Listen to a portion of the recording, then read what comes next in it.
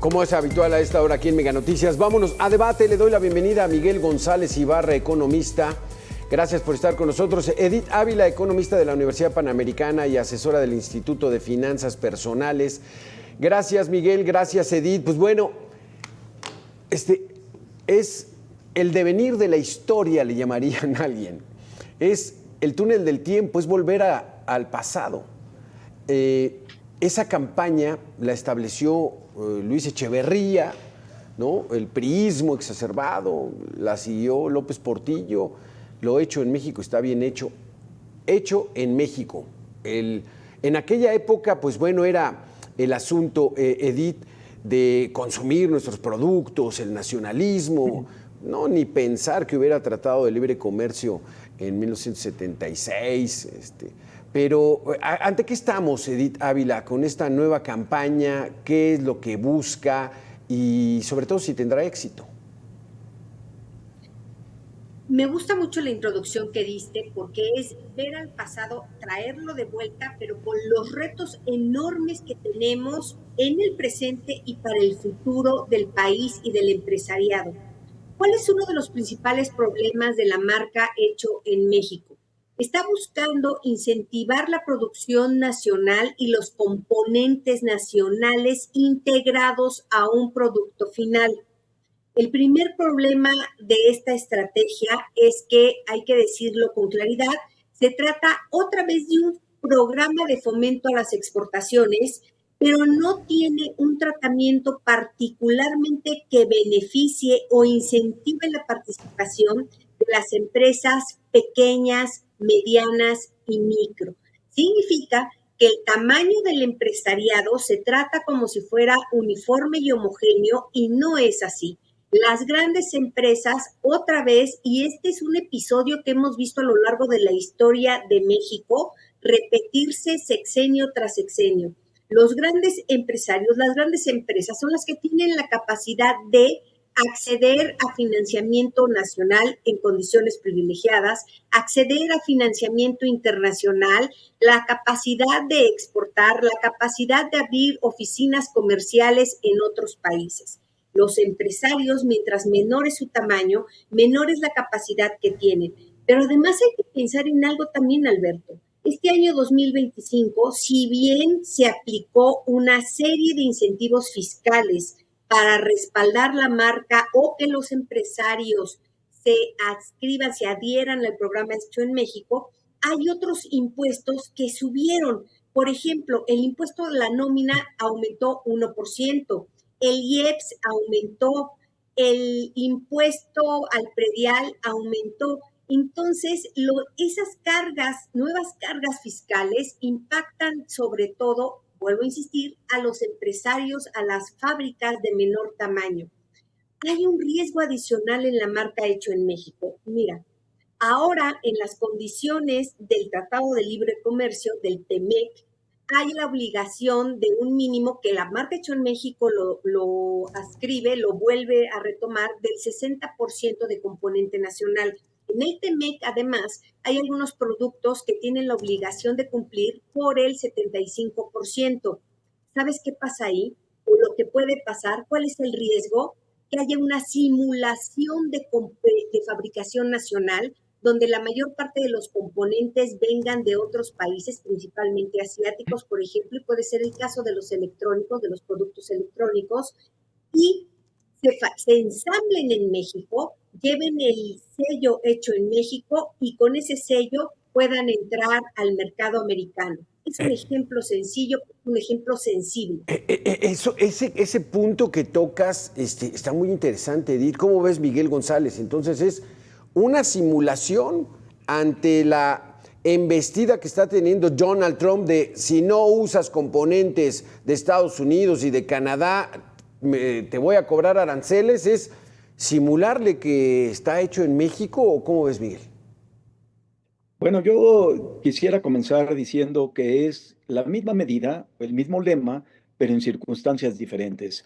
Con Luis Echeverría en realidad estábamos con un mercado protegido y entonces la idea era que los productos nacionales llevaran la marca de hecho en México y que hubieran y que fueran de calidad. Se aseguraba la calidad. Ahora nuevamente se está utilizando la misma medida, de hecho, en México, pero en circunstancias diferentes. ¿Cuáles son estas circunstancias diferentes? Bueno, nuestro mercado interno. Nuestro mercado interno depende en una muy buena medida de las importaciones de China. Las importaciones de China incomodan a nuestro socio comercial del norte. Bueno, la idea es comenzar a competir con las importaciones chinas. ¿En qué? Lo mismo que dijo la propia presidenta Sheinbaum, en ropa, en calzado, ¿sí? Hasta en electrónicos, en aluminio, en acero, y lo que me sorprende más es incluso en lo que son los semiconductores. Indudablemente estos semiconductores se van a hacer en México, aunque no se dice que tenga que ser hecha con capital o por empresas con capital mexicano. Pueden ser, aprovechando el nearshoring, que se establezcan empresas y que se haga en México y que cumplan, por lo tanto, con lo que establece o establecerá todavía una medida adicional en la revisión del TEMEC, y que además hagamos que nuestra población consuma productos mexicanos en lugar de productos chinos. Mira, un ejemplo muy importante que incluso nos los ha señalado una empresa zapatera. Está exportando zapatos a China. ¿Por qué está exportando zapatos a China? Bueno, pues porque son de mejor calidad. Ya los mismos chinos, que ahora sobre todo hay una capa importante que tienen capacidad de compra, es decir, ya existe una clase media con capacidad de compra, están comprando productos de mejor calidad, porque nos dicen que los zapatos hechos en China son de una piel que en realidad está procesada, es decir, se hace en un momento dado pues se muele y se vuelve a pegar, y a las 3 o 4 lluvias mojadas se comienzan a cuartear. Entonces ya los chinos están prefiriendo incluso zapatos mexicanos. Yo creo que es el momento de poder entrar no solo al mercado norteamericano, sustituyendo productos chinos para compra del consumo interno, e incluso llevar productos mexicanos al Sí, mercado chino. Ese es sí. mi punto de vista. Pero claro, todo se tiene que hacer Sí, con calidad. exactamente. Miguel, Edith, regresamos contigo, Edith, para ver este asunto. Yo veo muy complicado que los chinos compren del exterior. O sea, los tipos fabrican y fabrican y fabrican y el objetivo es vender. Y que lleguen a ser consumistas de productos extranjeros, lo veo muy complicado. Pero regresamos en 2 minutos. ¿Ves ese escenario tan optimista que ve Miguel de que ya los chinos empiecen a consumir? Porque ese es el mayor sueño de los productores norteamericanos. Por ejemplo, la NBA, la liga de básquetbol, es feliz yendo a China a tener partidos de aquel lado, porque no hay básquetbol chino. O si lo hay, pues bueno, no es de la calidad de la NBA. Y la compra de productos de los equipos, no, pues es brutal, son 1.300 millones de habitantes. No a todos les gusta, pero con que les guste a un 20%, pues ya con eso la hiciste, Edith. Adelante. Una de las particularidades de cuando hablamos del mercado es que hay que identificar que el mercado tiene nichos. El ejemplo que tú nos has dado, Alberto, es el ejemplo de un nicho de mercado exitoso. Hay prácticas deportivas que se practican muy exitosamente y son populares en Estados Unidos y en México, y que en China, bueno, son un fenómeno porque efectivamente no se ha desarrollado ese mercado. Hay otros productos del mercado mundial o del mercado México-chino, donde México no tiene las ventajas competitivas ni la capacidad de producir en la magnitud que China lo tiene. ¿Por qué hablamos de magnitudes de China y México? Porque el mercado, el PIB chino es 11 veces más grande que el PIB nominal de México, porque las exportaciones chinas son 6 veces del volumen del total de exportaciones de México. Entonces, Si decimos que los chinos son fuertes en la manufactura de suplementos electrónicos o componentes electrónicos, es el término correcto, para teléfonos celulares, computadoras, todo lo electrónico, entonces difícilmente van a comprarnos porque se esté fabricando aquí en México. Y vuelvo al ejemplo que yo puse, de lo que puede pasar aprovechando la tendencia de relocalización de Sí, cadenas productivas, el nearshoring, es que lleguen componentes fabricados en China para ensamblarse en México claro. y tener un producto terminado que pueda cumplir con las condiciones y especificaciones del TEMEC y entonces llegar a los mercados de América del Norte, específicamente el de Estados Unidos. ¿Y por qué menciono Estados Unidos por encima de Canadá? Por el tamaño del mercado. El Claro. tamaño del mercado americano es mucho más grande que el del mercado canadiense. Entonces, se implementa nuevamente este programa hecho en México que efectivamente tiene un sabor vintage, un aire de esfuerzos pasados, bonitos, donde la estampa del empresariado, del empresario mexicano se endulza, pero hay que pensar en las condiciones presentes y los retos futuros inmediatos que Claro. tenemos los mexicanos, los empresarios, y cómo este nuevo esfuerzo de marca hecho en México puede afectar al consumidor final. Exactamente, porque y además a los empresarios pues no les queda de otra más que sumarse a las iniciativas presidenciales, esté quien esté, Miguel González. En aquella época, en la época de Luis Echeverría, ¿qué tanto éxito tuvo este programa verdaderamente hecho en México? Cuando en aquel entonces empezó el auge brutal de zonas como Tepito, como los bazares, donde pues se vendía mucha fayuca y la gente estaba pues feliz comprando tenis, pantalones, aparatos electrónicos de Estados Unidos. Mira, Alberto, a lo mejor ustedes son demasiado jóvenes, pero yo recuerdo aquellas épocas en donde existía el contrabando de jeans, el contrabando de productos electrónicos de Estados Unidos, porque aquí no los producíamos, ¿no? Porque era una economía protegida. No se dejó de ser una economía protegida sino hasta que llegó López Portillo. Entonces, la idea y el impulso que no se logró con la protección en aquella época es que los mexicanos produjeran para el mercado nacional y realmente se prohibía, pero se consumía de manera ilegal, ¿no? Y me parece muy bien, Alberto, que seas escéptico, pero yo te ponía un caso Sí. que, como dice Edith, a lo mejor es un caso de nicho, pero los casos de nicho sumados hacen toda una tendencia. Es el caso de una empresa que no te digo, porque tenemos relación con ella y no quiero hacerle publicidad, pero que está vendiendo 44 millones de pares de calzado en China y va a Ok. comenzar a producir otros productos de cuero, como bolsas y como productos de vestir en piel, ¿sí? Y lo ven de manera positiva. Y quiero decirte adicionalmente, no sé si ustedes vieron las declaraciones que hizo la dirigencia de la industria textil mexicana, que están diciendo que en realidad con los aranceles que le van a poner Estados Unidos a los productos chinos, los productos textiles mexicanos manufacturados en México van a ser plenamente competitivos, están felices por ello, ¿no?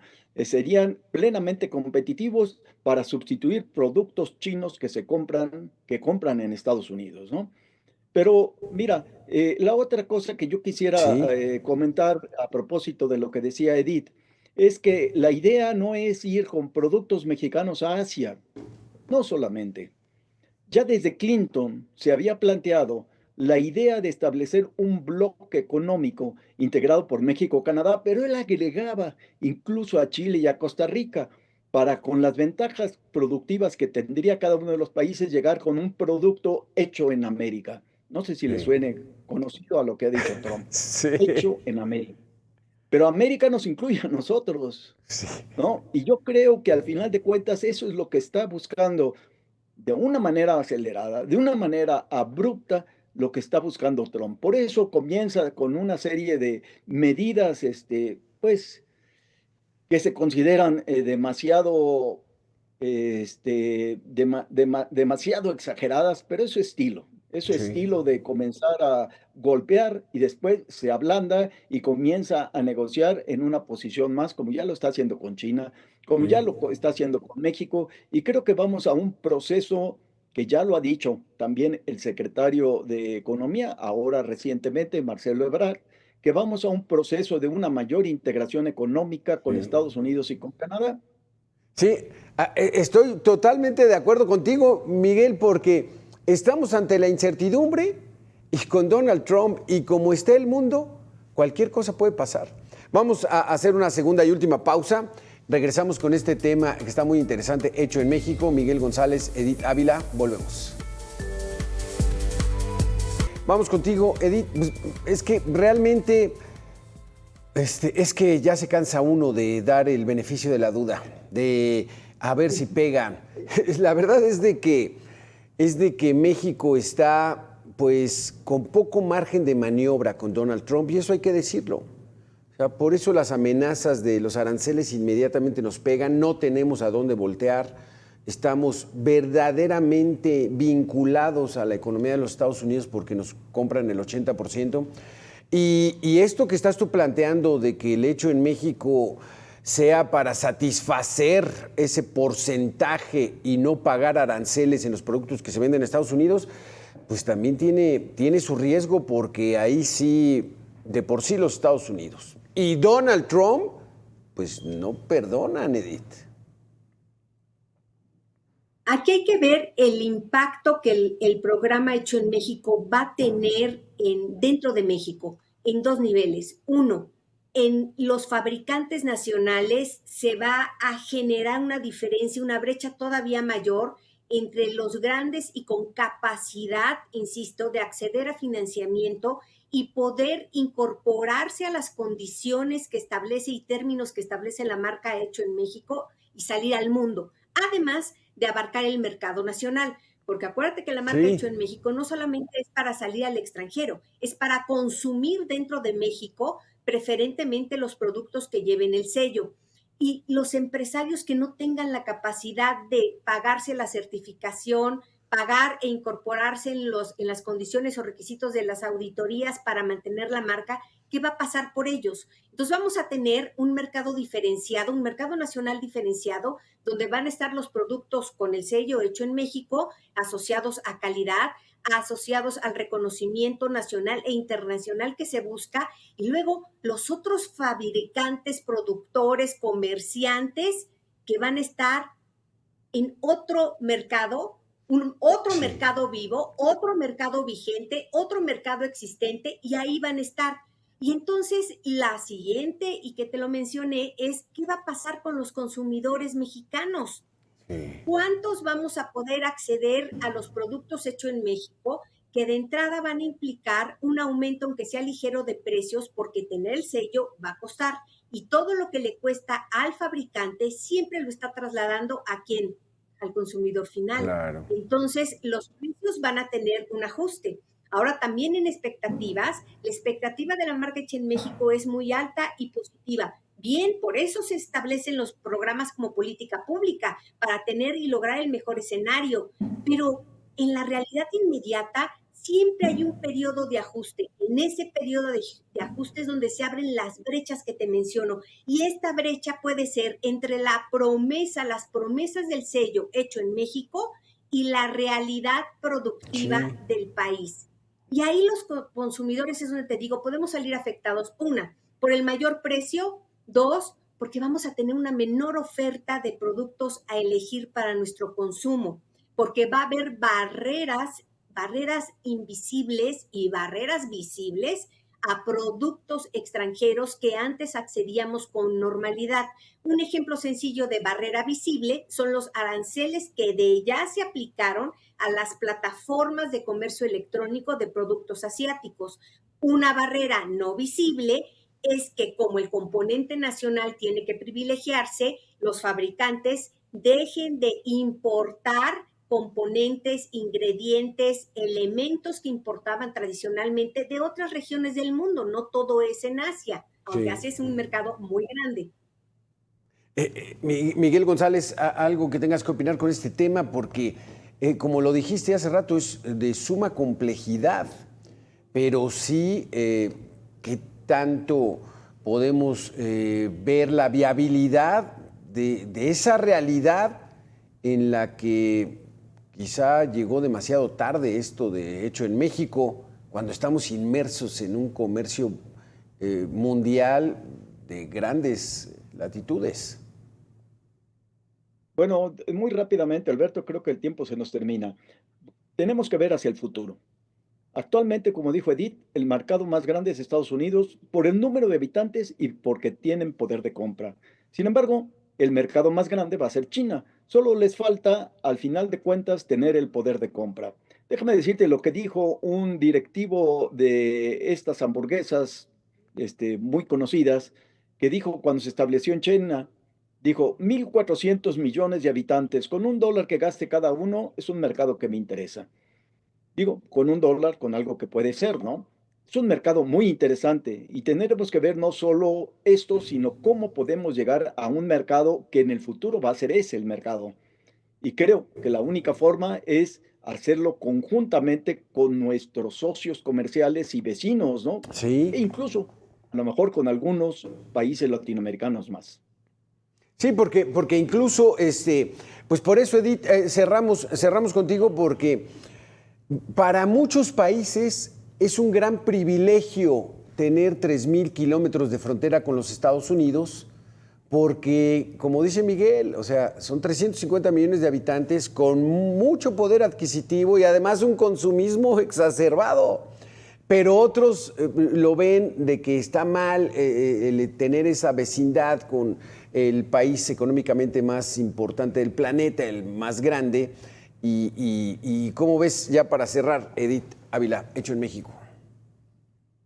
La proximidad no significa igualdad en ventajas económicas o ventajas de desarrollo y crecimiento económico. La proximidad que tenemos con Estados Unidos hace que se acentúe el contraste entre las condiciones en las que trabajan los empresarios mexicanos respecto de los empresarios americanos, las condiciones de los trabajadores mexicanos respecto de los trabajadores americanos. Y vuelvo otra vez a la parte del consumidor. El consumidor americano puede elegir entre una variedad de productos que es distinta a los consumidores mexicanos. Y voy a ponerte un ejemplo donde se está acentuando mucho esa diferencia. Los productos, medicamentos, los productos farmacéuticos. En Estados Unidos hay mayor accesibilidad y ahora resulta que están en mejor precio que como los estamos consiguiendo en México, por las distintas condiciones política pública de abastecimiento y adquisición de medicamentos, etcétera. Entonces, esta proximidad se está volviendo un contraste similar al que vive el microempresario respecto del empresario grande, que cuando lee de qué se trata la marca Hecho en México debe tragar saliva, porque, a ver, la certificación con el INPI les va a costar.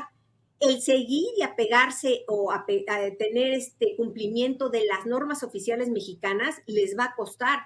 El ya no poder comprar el componente o elemento más económico, voy a poner el ejemplo de China, que venía de China y ahora tener que adquirirlo en un estado de la República o en cualquier otra parte y que resulte más costoso, porque también pensemos en algo, cómo están las carreteras en México, cómo es el comercio interno, cómo es el transporte de la mercancía interna en México. En fin, tenemos varios elementos que seamos positivos respecto del futuro. Sí. Tienen que mejorarse, pero en tanto que se mejoran, híjole, vamos a pasar momentos duros, tanto los fabricantes como los consumidores. Sí, exactamente, porque hay muchos factores que en estos momentos son absolutamente desfavorables. La violencia, la inseguridad, el próximo poder judicial con una elección que quién sabe cómo les vaya, donde quién sabe quién va a asumir los cargos importantes,